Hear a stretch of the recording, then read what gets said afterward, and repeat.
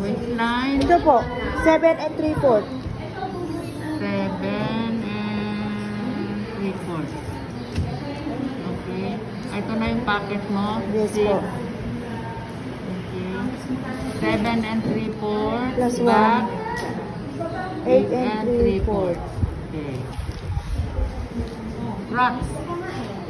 Crotch ko is 9 and 1/2. Nag-less ka na doon? Opo, opo. Okay. Basta ha. Less na po yan. Okay. Oh, okay. Yes. Dito. Okay. TJ, kailan pang mura, TJ?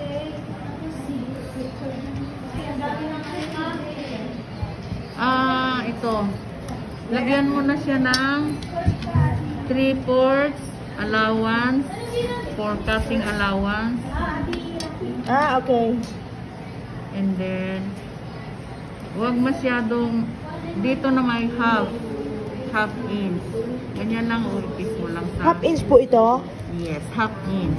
Alright. Dito 3/4, tignan mo. Oh, tumama siya sa 3/4. 3/4 all the way down. Ang allowance natin, 3/4.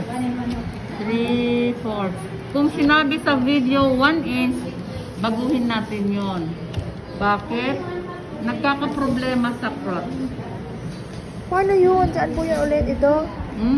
Buburahin ko po. Ay, Huwag, ito yung crotch mo. Ito yung crotch mo, di ba? opo. 3/4, 3/4, 3/4. After separation, para hindi kayo malito. Ano, ito yung dadagdagan ko po ulit ng ganyan? Yes, Saan ko, after separation. saan ko po siya i-connect, Miss? All. From the crotch, 3/4. Knee, 3/4.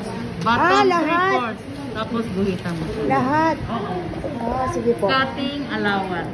3/4. Sige po. Back and front, ha? 3, 22, 24. Okay.